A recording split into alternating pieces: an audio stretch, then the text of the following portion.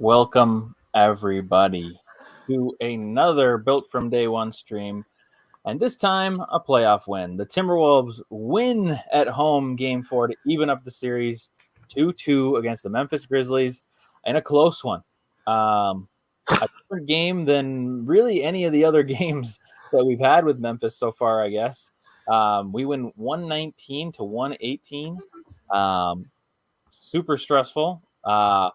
If you're new here, feel free to leave a like, subscribe to the channel. We do this after every game. Tonight's show might not be as long as the most because it is late and I work in 7 hours.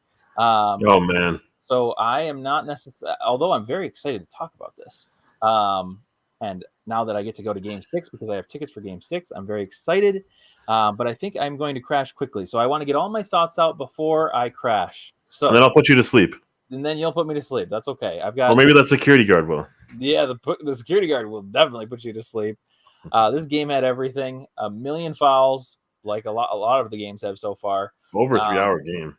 It was an over 3-hour game. It didn't. I guess. Okay. Side note: I was at the game. The AC was not working at Target Center, so it was just hot in there. No way. Yes, it was crazy. Different temperature, like. We're talking like 10 plus degrees different than normal. I wonder what that would be on the court then. I know. I kept wondering because, I've heard of these stories of like people turning off the heats or turning off the AC to like make players cramp up or something like that. And I was like worried that players would start cramping up. But luckily we didn't have too much of that. Yes, Momo, I do. I work Friday through Tuesday. So my weekend's Wednesday, Thursday. But Wolves back. Like the stream. Yes. True. We had protesters in this game. We now go to 3-0 in protest games. Also games that my wife goes to in the playoffs. So that's a great omen. Unfortunately, my wife is not going to game 6. Oh, really? But yes, I will. So hopefully I can take some luck with me. But initial reactions, I mean, I'm happy we won. And that was a nail-biter game and nerve-wracking. But my initial reaction is, I'm scared. Just because Memphis is so good. And, I think some of this might be, you're playing playoff basketball. So you're playing good teams all the time. It's not like you're going to, we blew them out by 20 tonight because we were just on, Like, it doesn't matter if you're on or off. The teams are going to score. Somebody who was on tonight was Desmond Bane, who had 34 points and I think is still shooting at Target Center, trying to rack up all the buckets he possibly can, because that was insane. He was taking ridiculous shots at times, but also we were leaving him open every single attempt. Oh, yeah. What are your thoughts after this game? Well, I don't think you're going to read the game thread in our Discord, but I basically caps locked the whole thing. And I was just basically saying, Finch, new game plan, guard Bane, 94 feet. Mr. 94 feet should guard Bane, 94 feet. That's all that needs to happen. There was some obvious situations where Bane's going to get the play, Bane's going to get the ball, and Bane's going to take that shot. And we just didn't recognize it. We never took a timeout to address it. Bane at all times had whatever he wanted. Mm-hmm. However, the funniest thing is that he got in foul trouble, and it took him out of the game. Yep. I think he could have played all 48 minutes. And I think a lot of those fouls weren't really fouls. Yeah, well, from my vantage, I'm glad you said that, because from my vantage point, I couldn't tell. I have no idea. I see that Taylor Jenkins is out there complaining and going to get fined. But, I mean, 1 out of 1,000 games, the Wolves got a favorable whistle tonight. And I was glad that we did. I'm glad that Cat didn't get in foul trouble. It resulted in a 1-point win. Yeah. So despite all that crap that they dealt with, they almost won this game still. Yeah. Yeah, we went through a lot. This was a probably 10 games in one type of situation. There was so much drama, so much turmoil. No one could get really too far ahead, and I think that really favored the Grizzlies throughout the entire game. But whenever they were almost there, a J-Mac 3, an Ant 3, a small little burst, yeah, a Cat play here or there, it really came to that, man. Beverly 3, like that's really what it was. And how we got here was shooting threes, and well, damn, that's how we got here tonight. That's how we got this win. So, I mean, we relied on people like Baby Mac, who went insane tonight. yeah. This was a game where I mean, obviously the score says that we only won by 1 point, but man, oh man, did we seriously barely win. Should we have won this game? I don't even know. But I will say that it was interesting to see, and I was I mean, for only analysis purposes, I was happy to see that we were close starting the fourth quarter so that we could see what this team would do in a close game. Oh, definitely. In a situation where it's like, obviously I just want it to be a blowout. I just want to win, but Right. I don't want to be having like heart palpitations at the game, but it was interesting to see. There's concerning things, there's encouraging things, but it's a mixed bag because we had some really good defensive stops. We got some really good, really lucky misses from them. We had some really lucky bounces. I already went through all those comments, by the way. I went through everything to there. Yes, exactly. Lady running on the court gets an A1. Crazy moment. I was like, for some reason, shook by that. I kind of thought it might be a protester, but I really thought it was fans fighting. Jeremiah went to the game. Jeremiah. Unreal atmosphere. Keep talking, Jeremiah. Share your thoughts. Yeah, seriously. In the chat here. For me, I mean, this was this crowd. I heard that I didn't listen to this, but apparently Dane Moore was kind of not calling out, but mentioning how the crowd in the last game wasn't that great. There were a couple things that were different about the last game. One, people were late to that game. There were a lot of empty seats to start the game, and wasn't the game super fucking early? Yeah, it's the middle of the week, and they're working. And it was 6:30 game too, so it's like earlier than normal, and it tipped off at 6:32, so it was just like stupid. So it made sense, but at the same time, it's like, man, like there's a little bit less energy. But then we scored like 12 points off the bat, and everybody was up and roaring. It was crazy. But tonight was different. People were there early. Obviously, they have nothing else to do since the game started at 9. But they were already rowdy. I mean, people were like yelling Wolves in 6 when I got to Target Center, all throughout the halls and like everything. It was crazy. It was a crazy environment.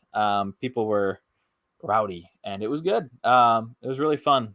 We started the game hot again, and then quickly Memphis was like, no, we're not going to go down this path of you getting up by 20. We don't want to work our way back from 20. And they kept it a pretty reasonable margin. We got up to 15-point lead at one point. I don't know if we got any higher than that, but it was we didn't. That felt good. But like me, Maddie, and my dad were all kind of joking, and we were like, okay, so basically it's a tie game right now. Yeah. It doesn't really matter because 1, this is the playoffs, and 2, this is Memphis, who can score a lot of threes and do things very quickly, where we can also deteriorate on offense and start doing nothing. We still had many moments tonight where it was just like D-Lo ISO, Ant ISO, J-Mac ISO. Like there was just a lot of weird stuff where people were just standing around and nothing was happening. Memphis has really caused some issues with us in shot clock violations. That happens a lot during this series so far, and it's infuriating. I don't know why that's happening, but Oh, hey, real quick. So yes. Part of the reason why Game 3 was a little bit maybe suspect was this comment right here. Apparently, we were going through every single person that was coming in, like with a thorough check or whatever, with security, just so then there wasn't any protests, and there almost was still one. They caught it, and they like brutally assaulted him. That was pretty interesting. What? Brutally assaulted them? Yeah, like they caught him before anything happened, and and they like shoved him into this like a barricade or something. Whoa, crazy. Yeah. Okay. Anyways, so that's maybe why, but I don't know anything else. I'm just like, that's right. I heard that there was like a late crowd appearance. Yeah. But anyways, crazy. Game wise, mindset wise, we won. That's probably the most important thing. It doesn't matter how we win. We won. It doesn't matter about how much. Mm-hmm. It was 1 point. Yeah. And it could have been an overtime, and it could have been 2 inches closer to Bane's hand, and that could have gone in, and it was a and Yeah, one. what the heck are we contesting that so strongly for? But it doesn't matter. We won. It doesn't. Can't complain. Extra basketball. We get game 6 at home. How are you feeling, my friend? I'm feeling. I mean, so for me, I was expecting kind of a lot of effort and a lot of pep in our step tonight. I didn't feel it as much as I thought I would. I really thought we were going to come into this game desperate, and I don't feel like we really did. I also don't necessarily feel like Memphis did. I feel like both teams maybe didn't bring 100% of their all. But I think exactly what you said. It doesn't matter. We won. It doesn't matter by 1 point. It doesn't matter all the in-between stuff. I mean, sure, we're going to analyze that now, but like we just won, and that's all I care about, and that's all you need to do in the playoffs. Doesn't matter how you win, you just got to win. Yeah, which we did. And one last thing, maybe before we get into like tier list and specifics on things, this game, now we've won 2 games in a series. We have retired 2017, 2018. We don't ever talk about it again, playoff wise. This is the new Timberwolves playoff season. Oh, we yeah. are officially better than that team. We are. That's right. That's cool to yes. know. And also, that makes me feel just absolutely that much better. And also, that makes Finch, the second most winningest playoff coach in Timberwolves history with two wins. I think so. That's insane. What a scary game to be coaching. Holy shit. You have to temper Cat's emotions. You have to deal with the runs of Bane and not just the runs from after your dinner. You have to deal with the late start of a game. And apparently the AC was broken. So it's like you have to deal with that too. You have to deal with your own internal emotions, the calls that were getting sloppy on both sides. And yeah, sure, we had that nice like 2-minute start. It was pretty awesome.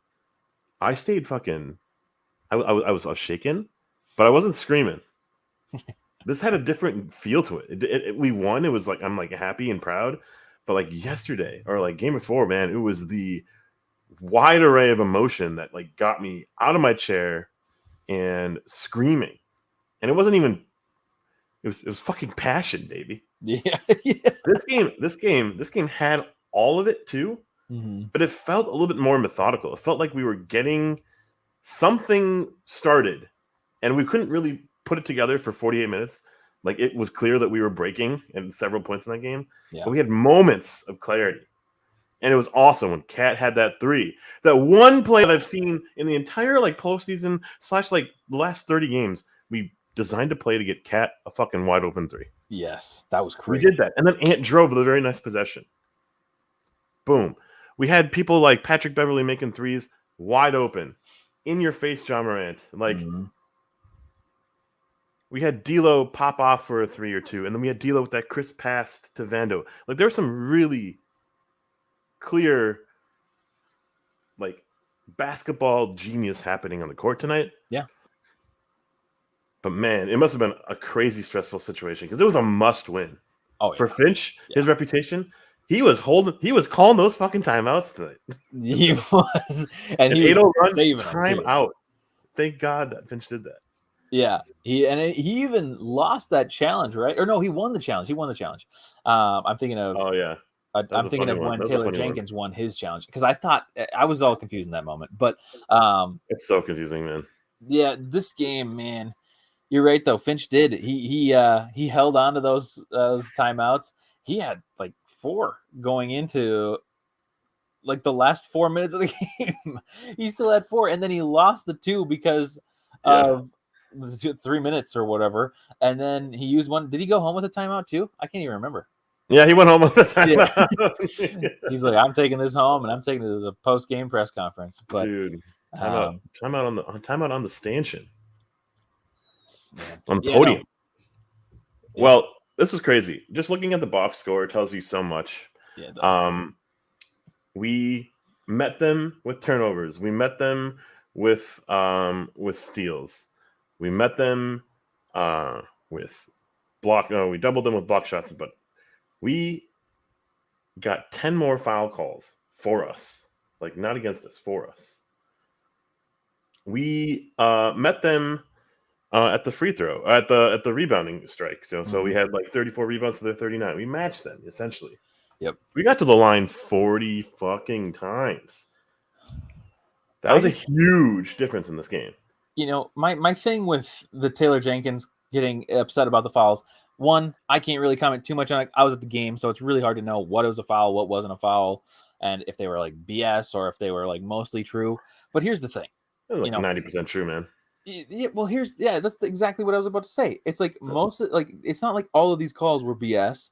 And two, like, I'm just so sick. This season has been the season of other teams being just an absolute disarray and shock that a Timberwolves team could have something go in their favor, whether it's winning, right. whether it's effort, whether it's celebrating, whether it's fouls.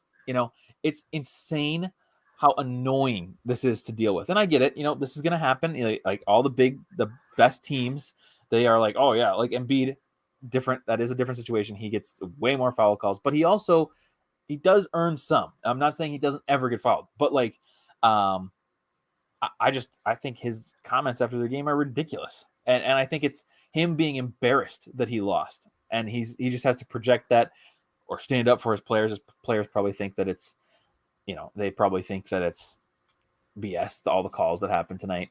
And he's standing up for them, whatever. But I just think it's really stupid. And I'm just over these people being in absolute shock that the Timberwolves beat them. I hate it. I'm just so sick of it. But yeah, I pulled up the tier list already early on in the show. Dylan Brooks was kind of a non-factor, came alive in that second half. Jaren Jackson, non-factor all game. Basically, who is dumber, Cat or Jaren Jackson? On any given night, I have no idea. They started Xavier Tillman, who was actually it was like a borderline genius move on Jenkins' part. And it kind of worked against them. And we'll talk about that in a second. Mm-hmm. Desmond Bane, John Morant, 45 points collectively between the two of them. However, 34 of them with just Bane. Clark, Jones continue to be absolute monsters for Memphis, man. I don't understand Clark. I mean, he's getting free. What's most concerning to me is on nights like tonight, where Bane is on, and then they put Clark in the game as well, because we keep losing Bane, we keep losing Bane on the 3-point line, and we always lose Clark in the paint. So when they're in the game at the same time, that means that we have two players that we're going to lose, and we get open shots, and they were able to basically both do that tonight. It was a weird, and then they brought in Steven Adams for a point, right? Am I remembering that correctly? Yeah, they had to have. Yeah, for 3 minutes. I was like, what? Why is he coming in the game? This makes no sense. Oh, man. That was interesting. I think they wanted to do something to get Ja going, man. I really think that a big part of Ja's game is having physical, literal screens to get him into the paint. And then he can operate. Then he can get to the line. Then he can dish. Yep. He was kind of a non-factor. And, he had 15 assists. He had his imprint on this game. It just came in really small spurts. But, kudos to them, man. Shout out to that team, because they are grinding through this. They were in their entire team was in foul trouble. It was a little wild, little suspect to see that much. Like, I don't know. It was crazy. It was spread so evenly. I know. Well, yeah, there was a point where every person on the floor had 4. Yeah. Yeah, right. And then it was so weird when they had Jaden have 3, and then all of a sudden he had 5, in the matter of 2 seconds, because they're like, "Well, we fucked up. Sorry, you have now 5." Yeah, I think they just, this crew, which by the way, we haven't had like a repeat ref crew for this series yet. Bill Kennedy. Yeah, Bill Kennedy. But like the whole crew has not been the same, and so this game, they clearly just had, each ref has their own taste in what a foul is, and it was just something that the Grizzlies weren't expecting. And even players like Jaden, I'm not to say that there weren't Timberwolves with fouls, but it's clearly different. I mean, go look at a box score. It's insane to see all the things they have. It's crazy. But yeah, weird game. And I'm just glad we won, because like you said, they had Clark and Tyus Jones go off for 28 combined. And Tyus really probably should have hit that shot near the end when he was wide open for a 3 to tie the game, and he just was short, thankfully. Well, he is only 6'2". Yep. And it So doesn't matter. yeah, thank fuck, man. Right? All the way from Apple Valley. I'm so sick of it. Also, why is he so good now? He's so good now. Well, we have our very own. We'll get into in a second. Hey, so let's get into the tier list. I think this will be a shorter stream due to it's 1:30 in the morning for you guys. Yes. I think we can kind of talk even potentially about Game 5, maybe on a different show, but like we're gonna be talking about that for sure. And we can talk about the post game interviews and stuff like that too. But right now, let's get into the tier list. What a tier list! I'm looking at the minutes distribution, and I am proud of Finch for realizing that you just need to grind with your starters, man. Take those timeouts to give your team your starters some rest, but grind with them. We saw 5.5 minutes of Naz Reid, and it felt like 5.5 too much. I'm not going to even give him a grade. I feel bad, but like he couldn't have been out there any longer. Like he had to get out. The way that he got out was perfect timing. I'm going to give him a D because he had a block, but it was bad. It was just bad. Speaking of bad, 10.5 minutes for Jaden McDaniels. I was propping him up as a pseudo wild card to the series last night at 3 a.m. and just waking up being like, Jaden McDaniels, I gotta talk to JJ about Jaden McDaniels. And I was basically saying, like, maybe there's another playmaker in our arsenal that we can maybe untap and unleash. Well, we saw 5 fouls, so never mind. See you next time. Yeah, I think it's a D, maybe even Wancho. I don't know, but I'm just gonna give him a D. I would say Wancho for sure because, like, I don't know, he had no impact and actually negative impact for the most part. Yeah, true. Beasley also literally like no impact. I barely even noticed him out there. Nothing. I felt for him in a weird way. You know, like he needs touches. He needs a way to get the ball to him. And well, it was in a weird sequence where there was a time when we had no Ant, no D'Lo, or no Cat out there. And so who's going to get him the ball? Well, I guess J-Mac will, but J-Mac's the only one who's like actually trying on offense right now. And we had 2 possessions too many without those guys out there. So the second they got out there, well, then now the ball's in Ant's hands, the ball's in D'Lo's hands, the ball, so anywho, it sucked that we couldn't get Beasley running, but at the same time we won by a point, so I'm not really too worried about it. I don't care about these players right now. I care about winning the game. I'm putting Torian in D. There was just nothing really there. Not that I noticed anyways. Man, we just sped through that. I'm so proud of us, man. Yeah, that was good, right? I think that was a good flow. Accomplished. Now, the best thing about Torian Prince's game tonight, well, he made a 3, but that was a clutch 3 too in that moment, that game, that part of the game. Yes. He took that offensive foul. That was yes, that too. Actually, it was very necessary that it had to happen. That 3 though was huge because when he hit that 3, I was like, man, if we have our bench on tonight too, we're winning. We're just winning. And I think that's when we went up 50-35. Anyways, possibly onto one of the, if not the player of the night, Jordan McLaughlin, 16 points, 2 rebounds, 2 assists, 2 steals, 5 of 6 shooting, 4 of 4 from 3. Only 2 turnovers. I'm going to go A1. Oh, yeah, there's no debate. No debate. Yeah. He played his ass off. I wish he was out there way more than he was. I wish at times when D'Lo had the ball in his hands and actually just stalled the offense for no fucking reason. We've watched J-Mac crush it. He was doing things to get others involved, and then he would get to the spot to get the kind of bailout 3, and he would make those fucking shots. It was incredible. And then Chris Fitch, when asked when Jordan McLaughlin played tonight and didn't play in Game 3, he said, sometimes you do stupid things. Which could be taken both ways. But however, Cat goes MVP of the night, Jordan McLaughlin. Ant in one of the live Twitter post games, he was basically saying, anytime you're going to ask me a question, I'm going to answer with Jordan McLaughlin. And he couldn't even pronounce his last name. It was like Jordan McLaughlin. Jordan McLaughlin. No. I have to watch that. I want to watch all this content, but I'm like, I'm going straight to bed after this, so it's not happening. But anyways, A1 for J-Mac, Baby Mac. Congrats. Incredible. We needed and we got exactly what we needed. Like, that is the dumbest thing I've ever said on life.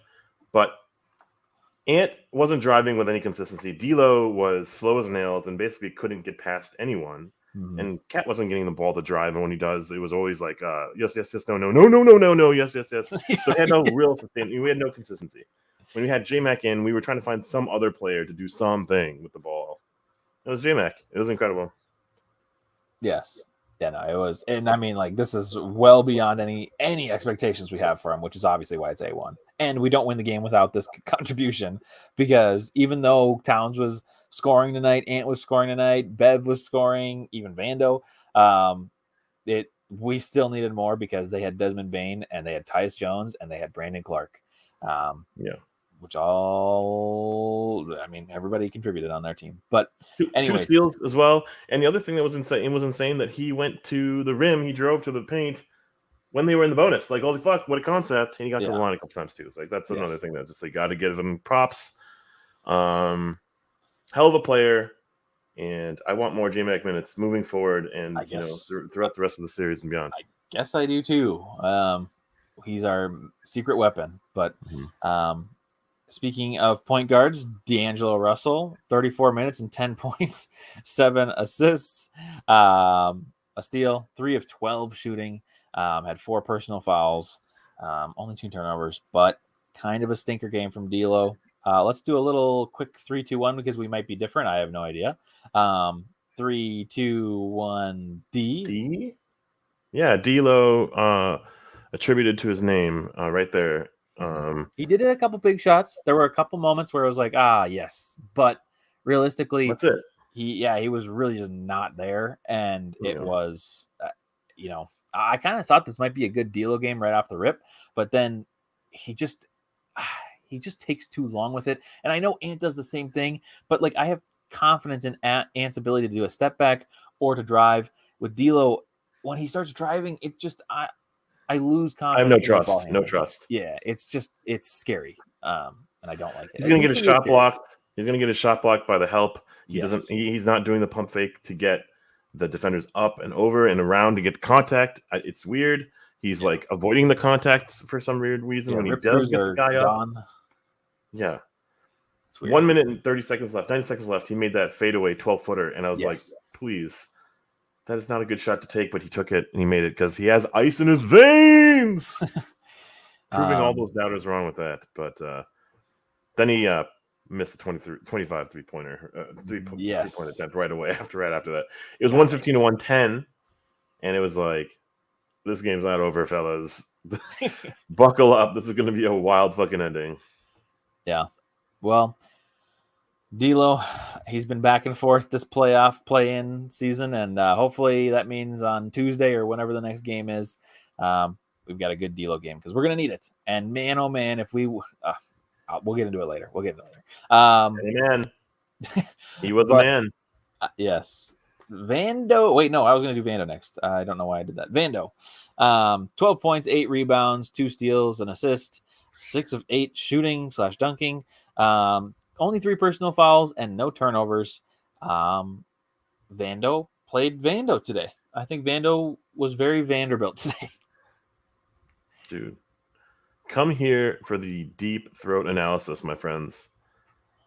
6 for 8 from the field, 8 rebounds, all over the floor. Incredible output, incredible effort.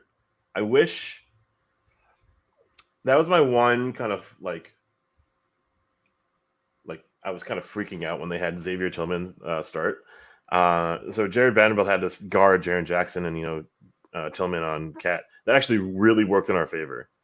I was scared shitless though when I saw the starting lineup because I wanted Vando to be nonstop on Brandon Clark. Whatever Brandon Clark is on the game, Vando's on the game.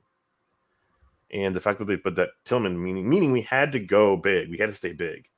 I wanted to actually start small. I actually thought they were going to start Kyle Anderson. I was like, Torian Prince should start right now. Or Jaden McDaniel should start right now. So I was worried because I was like, we need to match their energy with their energy to somehow contain Clark. And Vando played majority of that first quarter. Never really got into foul trouble. I'm fucking so impressed. I'll go with like a BB plus. Maybe A. Yeah, I think A would be cool too. We won. We're still in the game. We're still in the series. It's up to you guys. Maybe we can 3-2-1 it. I already said it already. I don't know. You're out of it. I think I'm going to go with a B, just because I think it's. I mean, I'm not saying that he wasn't contributing in major ways tonight, and he had to come in for Jaden multiple times. He played way more minutes than he normally does. He was. I mean, he's obviously valuable out there for us, but at the same time, this is pretty close to what we expect for a Vando game, maybe a little bit more. So with the scoring, so I'm going to go with a B, and we'll leave it at that. But we're on to Pat Bev. We'll do Pat Bev next.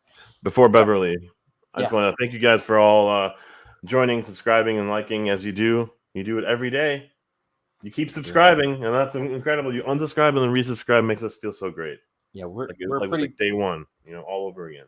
Yes, we're a pretty tight knit group, so a lot of you are regulars, and we appreciate you. But we know that there's probably a couple other new lurkers out there, so feel free, even if you don't feel like contributing to chat, you can certainly subscribe and kind of join the journey. Memphis fan here. What a game tonight. Finally, some exciting basketball. Honestly, not a bad take. I think that's, this was like the first basketball game where I think if you weren't a fan of either team, you watched this and you were like, oh, finally, exciting. Right. Like it's back and forth. It's close. Right. But for fans, I'm sure I'm sure we were you, us, we are like dying. So that was nerve-wracking. Yeah, for sure. But welcome to the stream. Appreciate it. All right. Next up, let's do Pat Bev. So 17 points, 5 assists, 5 of 8 shooting, 4 of 6 from 3. Did have 4 personal fouls, although 3 or 4 of them even were take fouls. But yeah, Pat Bev, pretty solid contribution point-wise. Are you ready to grade Pat Bev? Are you ready? I am. 3, 2, 1. A. B. Oh. I don't know. This one I'm a little bit more torn between A and B. Cool. Break it down.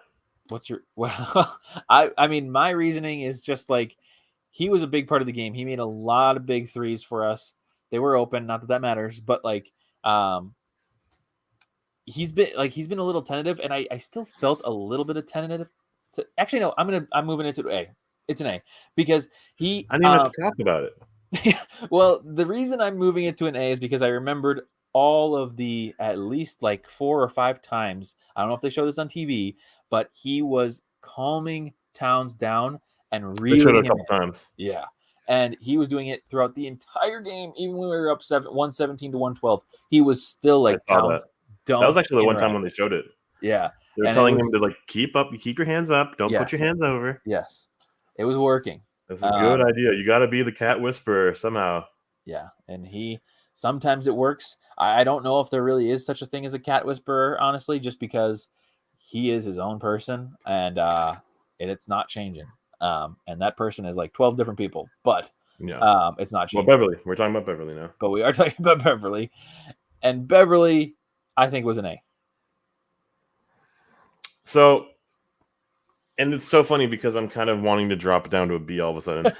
He missed 4 free throws, 2 of them very cold, like late in the game. Oh, yeah. And he had that, I think, that very dumb tech that should not have existed. Oh, that is also, like, there's conversations that are had daily about Cat and his emotional, like, stability and mentality and, like, minute-to-minute, like, progression of personality. We have Beverly, who also does this, omits, like, several types of energy, like, gimmicks and shticks and potential like moments of opportunity. He runs with them. Awesome to see. 4 for 6 from 3 from Patrick Beverly, like an afterthought on offense. Yeah, but that tech was, I don't know. What if there was another tech in this game? Just think about that. I agree, and I'm going back and forth just because now I'm remembering that tech and how angry I was in that moment. Because I was like, I understand you're trying to get Desmond Bane fired up or out of the game or something. You're just trying to change something because he's on fire. But it was like the stupidest way to get a tech. Desmond Bane didn't care at all. It was just like, I hated it. So therefore, I'm dropping it back down to a B. It's that time of the night. It is, where we drop it down low. Utah-Dallas is tied, Gerald. 2-2 is the only other series that's tied. Yeah. So people are going to be watching us, that means. Yeah, I mean, something, because the other ones are going to be mostly sweeps. Yeah. Beverly showed me another thing, too, tonight. I think what was working for him in the game with game 3 was great, but it was kind of at the cost of everyone else getting shots off. Like there was a kind of like reaction, like a causality of Beverly getting going. Cat wasn't getting a shot. Ant didn't get anything. D'Lo got a couple shot attempts in the game, early. That's it. Like that really awesome rub screen 3. Okay, game 4 featured a heavy dose of Cat. And it was cool to see Beverly kind of step out of the way, get into his role, push it towards Cat action, push it towards a D'Lo Cat game. Get those two going, because at any given time, Beverly will be there. And it's really kind of fun to see this, savvy vet being like, I'm going to be playing a lot of minutes tonight. I'm going to try my best to stop number 1 and number 2, but also get me my shots when it's net needed, not because I have to. Yeah. I think it was a good change, and I'm glad and I appreciate that out of Beverly. 5 assists. You can't go wrong with that, man. I love how he's able to do that for us. Mm-hmm. So, all right, man. All right. Well, we're on to the top 2 players of the night. Anthony Edwards, 24 points, 4 rebounds, 4 assists, 3 blocks, and 2 steals. 7 of 14 shooting, 4 of 8 from 3. Wow, he was 50% both. He hit all of his free throws, only had 2 personal fouls, did have 3 turnovers, but overall, a pretty good Ant game, especially considering he's probably playing on something he should not be playing right now. I think he's pretty injured, or has a really, really, really low pain tolerance. I don't know. I have no idea what it is. Regardless, it seems like he shouldn't be playing. And when he came out of the game the first time, I really, really thought he was done, because he was being carried to the back. It wasn't like, oh, he's limping to the back. He is being carried by 2 people to the back. But as JJ just says, he delivered. I don't know if that's what you were talking about, but Ant did deliver. Yeah, and, he was talking about something else, but it works in this context. It does work in this context, and he did deliver. So, this was incredible. I couldn't believe every shot that he was taking and making. It was big. He just had to take a shit. He just had to take a shit. I don't think that's what it is. I do think his knee is hurt, and it scares me. I'm glad we have a couple days off, but realistically, he's going to need an off season, and I don't know, maybe more. I don't like how it's this early in his career, and we are getting some mixed messages from both him, his staff, the coach, the medical staff. Like, don't ruin this boy turning into a man, turning into a superstar's career over one fucking season's success. To sell tickets for next year. I'm sorry, but I'm worried, deeply fucking worried. But he fucking proved us wrong, because he had that fucking monster dunk. He had that, incredible double clutch, sequence there. He had those threes. He had that burst for 9 straight points. He drove to the rim. He had that fucking flicking reverse layup he tried and got in. God. Yeah. He's falling to the ground. I don't like whenever he falls to the ground. I'm sure Memphis feels the same way whenever Ja Morant falls to the ground. Yeah. Please don't ruin your career, because we saw that with Derrick Rose. We saw that with so many other players that did it like him. We don't win this game without Ant. It's awesome to see how they try to bring different looks. They bring Xavier Tillman on him. They bring Jaren Jackson on him. And he just shoots over them. He drives by them. They have to double him. They have to figure out another way to contain him. The one thing is that he's young, and so he has some weird tendencies sometimes. He has to go to some natural, instincts, and those are bad instincts, but that's, what's part of the game, whatever. And he sees another body in there. He's trying to avoid the contact instead of hitting the contact, getting to the rim, getting to the line. He needs that lane to be wide open for him to dunk. And so we need to get those threes going, so then the paint can open up for him to drive. But for the shots to go in, he needs to get to the line to see a shot go in.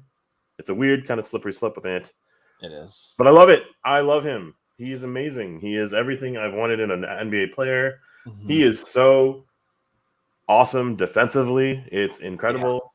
Yeah. He can box out for rebounds. He's aggressively going for rebounds. Yeah. That's a big point of emphasis here in the series is get to the line, get those rebounds. Don't let them get to the line, get to the rebound, and get those rebounds.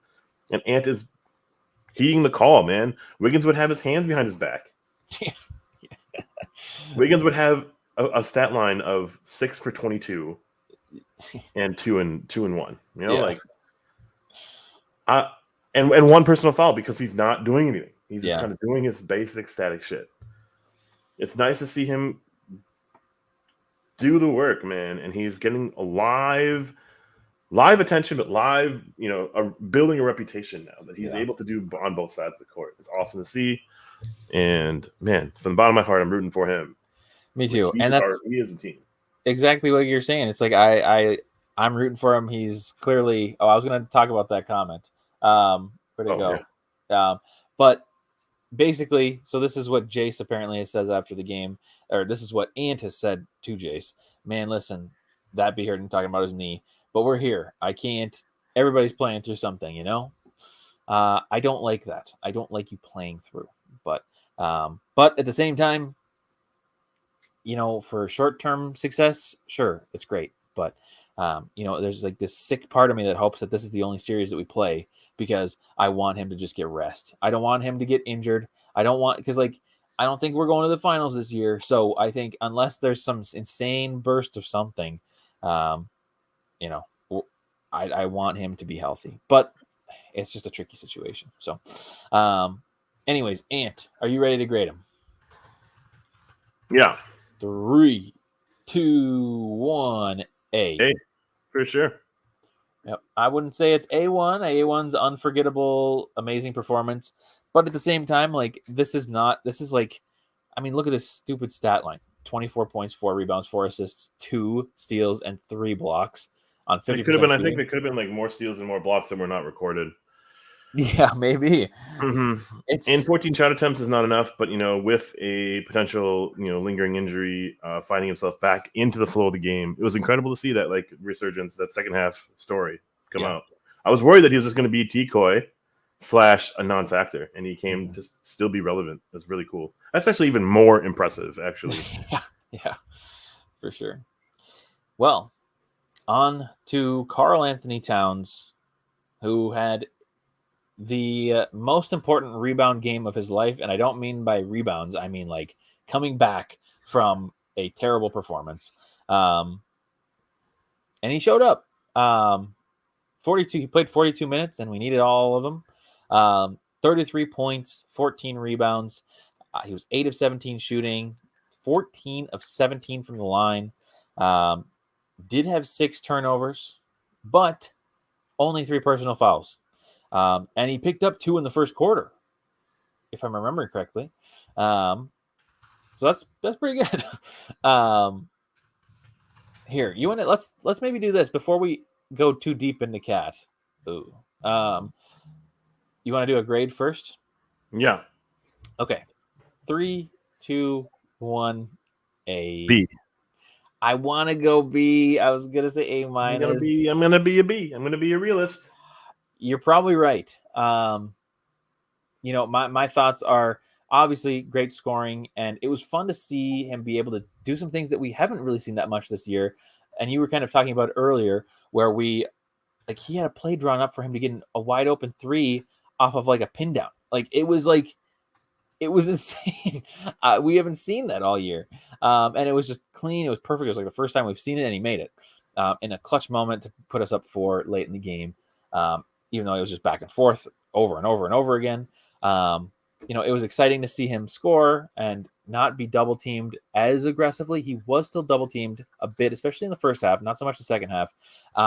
And he was struggling with it, but he was less struggling this time. He was sometimes breaking through them. He was able to pass, although it took a long time, usually way too long. But the one thing that I do kind of want to harp on is the turnovers and just some decision making. There's 6 turnovers. I get that with a high usage player like Towns who plays like he does, he's going to have a lot of turnovers, but these aren't inevitable turnovers. These are turnovers that he's creating out of situations that don't need to happen. Behind the back passes, That happened so Charges. fucking early. Yeah, it's like That was the third possession of the game. yes, or not to mention grabbing a rebound when it's going out of bounds, going to be our ball, and you just try to grab the rebound. Just I get it. Like you're trying to maybe keep the crowd involved and just keep going. You don't want to inbound it or something, but still, it's just stupid.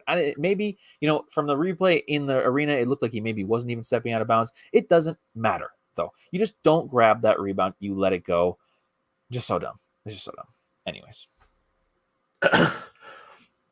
I don't know. I mean, he was interviewed post game ESPN. It's terrible. I can't. I was listening to it on the way home, and I'm losing my mind. It was not good. It wasn't awful, but it wasn't good. But the main thing is, I think he wants to be great, and so that's in his mind, man. He wants to be great. He wants to be, thought about and talked about. But that was with 2 minutes to go in the game, my friend, Karl Anthony Towns. You are a B tonight because those first two possessions were great. There was a Giannis like dancing between like country line Euro that he did that looked like also a travel several times. That looked crazy though. He had this kick out like mid-range shot that looked like it could have hit fucking nut if someone was like 2 inches like closer. I don't know. Like there's so much to Cat's game that I love, but there's so much to Cat's game that I can't sleep at night. I can't wait to get rid of it. And I don't think it's leaving anytime soon. I think we have to deal with this for the rest of our lifetimes with this player on our team. We have to get used to it, and I don't think I'll ever get used to it. I really won't. I really don't think so, because this guy just won the 3-point contest, and Desmond Bane, who didn't, shot the fucking lights out, right? Mm-hmm. Why is he shooting 12 times and you shooting 5? Why did you shoot 4 times total last game? There was one play called for you to get a 3, and the rest were these weird plays to get you in a corner. Yeah. So then you're guarded by you're guarded by the baseline. You're guarded by the out of bounds on the side. You're also guarded by Jaren Jackson, who comes to W, and also Brandon Clark, and you dive into them. You run into them. Richard Jefferson was like just screaming. That's not how you do it. But anyways, why is Cat in the corner? Why is Cat ever in a corner? Why are we trying to draw the double team out and then with him being able to pass? There's so many times when it's going to be a turnover. He had that weird fucking over the head pass. It worked out, but we've seen it not. Yeah. And it's scary. It is like rolling the dice with Karl Anthony Towns, and I don't want to roll the dice when the stakes are the highest, when it matters the most. It's nice to see D'Lo have control of the game at times, but I can't trust him.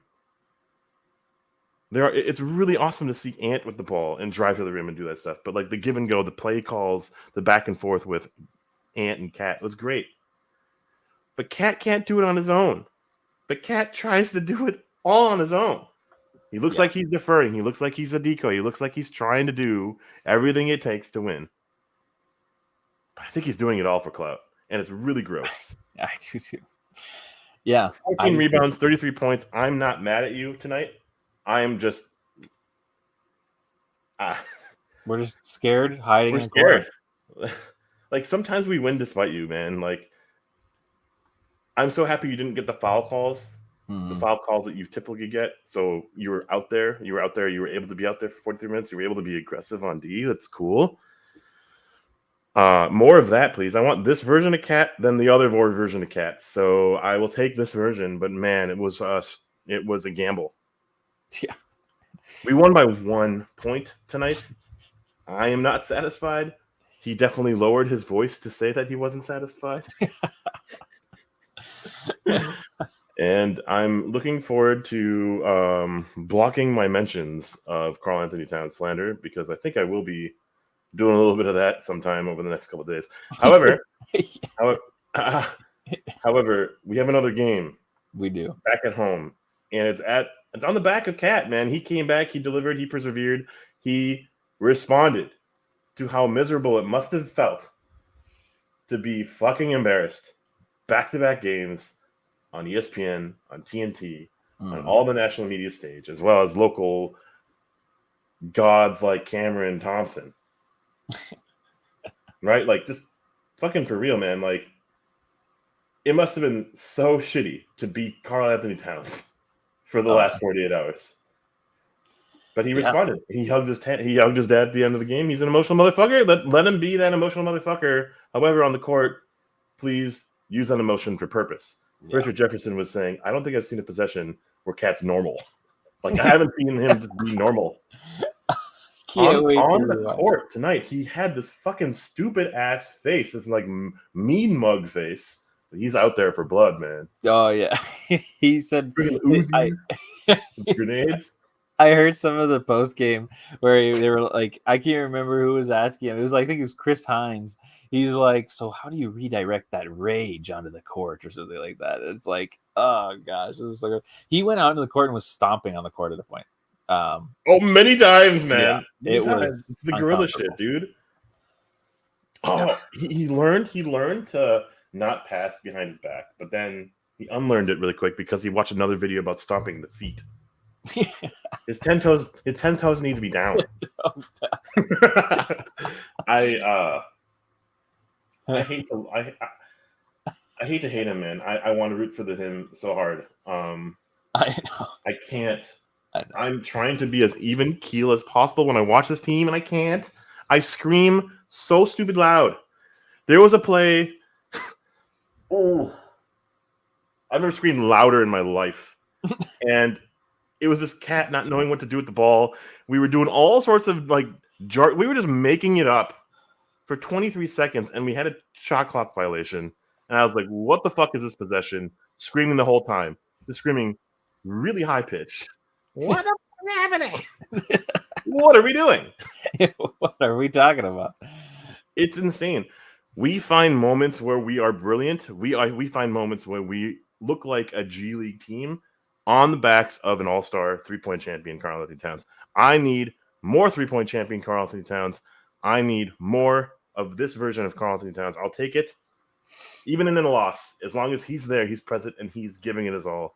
Yeah. I don't like his fucking demeanor, man. I don't like him pointing at players. I don't like him pouting on the fucking sidelines when he's taken out. Yes. I don't like him fucking I hate all of that, and I wish I could just put it aside and stop paying attention to it. But he's like an enigma, man. He is hard to watch. He's hard to root for. Can't look away. I know. Well, it's just different because there's players that do that and they can deliver, constantly. Yeah. So, even though it might be cringy, Ja Morant might be a good example. I'm not sure that every single Memphis fan is eating up everything that he's tweeting and everything like that. But a lot of the time he can back it up. And like tonight he had 15 assists, even though he didn't score that much. He's able to come and play like he plays. And Towns just gets so much in his head that it's like I can see it backfiring. We can see it so clearly backfiring that it's just painful to see him gain that confidence in whatever personality it is. And tonight's post-game interview was a brand new character that I had not heard before. Yeah. And I'm glad I only heard bits and pieces of it instead of the whole thing. Don't go to Reddit. Don't go to Twitter. Don't go on YouTube. No, just go right to bed, man. With your 1-0. Yeah, I see JJ saying this in the chat, and then we'll kind of end it up here. But people are like, I'm sure all of the Chuckies and all of the whoever are like, yeah, you doubted him, and it's like, yes, because he like, did you see the last game that he had? Or the stuffed doll, Chucky? Yeah, it's like, why? Like, they're like, oh, I can't believe you doubted him, and it's like, I doubt him the entire season. I've doubted him the entire season, last season, for a long time. There are so many signs. It's nerve-wracking, but anyways, like you were saying earlier, we will be doing some kind of a preview thing for Game 5. Probably not so much tonight since it's so late. I know we have a ton of people. We have 18 people in here. You guys are insane. 2 a.m. Apparently, we need to be doing late night streams. But anyways, if you're new here, please subscribe to the stream. We do this after every Timberwolves game. We're going to do this after every other game. Game 6, Game 5, if there's a Game 7, and if there's beyond. If you're new here, also like the stream. join the Discord. The link is somewhere in the chat. Somewhere there. And the and the description. Maybe there. But we will be back. I believe the next game is Tuesday, if I'm remembering correctly. Really? And it's Tuesday. I can't remember the time. I'm pulling it up real quick. Oh my gosh, my Timberwolves. That's a 6:30 start. That's so unfortunate for me. Yes, that is unfortunate for you. Oh, that sucks. Well, shoot. Well, don't come home early because every time you come home early, it sucks. But anyways, that's all I had. Did you have any closing notes before the end of the show? Yeah, I mean, tune in next time. Tune in next time. Yes. Will we win Game 5? Won't we win Game 5? Please, man. Will there be a Game 6? There will be a Game 6. That's all that matters. Yep. Yeah, if we win, man, I'm not counting it out, but if we win Game 5, I'm going to be a wreck for Game 6. I'm going to be a wreck and erect. It's going to be... Good night, everyone. That's it. No, 52 wins still in play. I don't remember. I think we're at 50 now or something like that. No, 49? I don't remember. Doesn't matter. 49, I think. 40, or what am I saying? 52 wins. Intro as the outro. We will see you Tuesday night. Bye-bye.